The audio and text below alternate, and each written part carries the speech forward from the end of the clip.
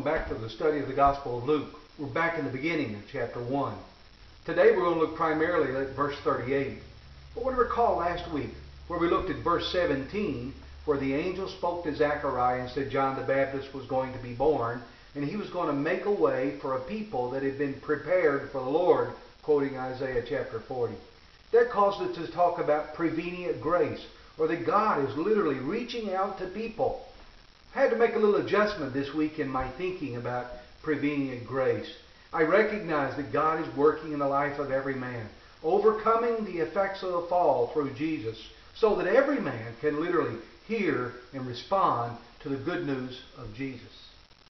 With that background, we moved into verses 25 to 38, and we get the story of Mary and her call to be the mother of Jesus. In that, I began to ask myself the question, why did God choose to do it that way?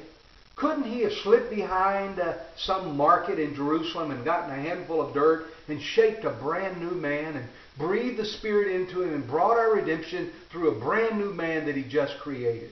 The answer to that is no, He could not have. Because when He created man the first time, He gave him dominion over the birds of the air and the beast of the earth and the fish that are in the sea. He made him literally His brother's keeper. Man was called to keep the garden that God had created for him to live in. God gave him free will to make decisions and make choices that we watch happen every day in our lives. And so God had literally put the destiny of mankind in His hands. Man was called to do the work of God. We had thought about the virgin birth of Jesus almost exclusively in terms of the atonement, that we need a God-man to be the perfect sacrifice. And that's certainly true. But another truth undergirding that is that God chooses to do His work through men, and there's no other way it can be done. There is no plan B. And so we had to have the Virgin Mary to bring Jesus into our world. We're missing that truth in these days. Ever since 1969, we had a prophet that wrote words of prophecy on a song that the Beatles used to sing.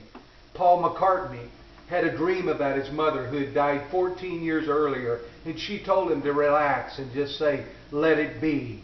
Don't worry about it. And so we've been sitting back, letting it be. Mary, the mother of Jesus, said, behold, I am the servant of the Lord. Let it be to me according to your word. We're called to do the work of God. Our neighbors are waiting. They're waiting to hear from us. Our co-workers are waiting to hear from us. Those that live around us are watching our lives and looking that we might bring the good news to Jesus and our world. May God help us in this season to take responsibility for our call to be ambassadors and messengers of the good news of Jesus. Thank you for joining us today for Luke chapter 1, verse 38, and for just the meat and potatoes.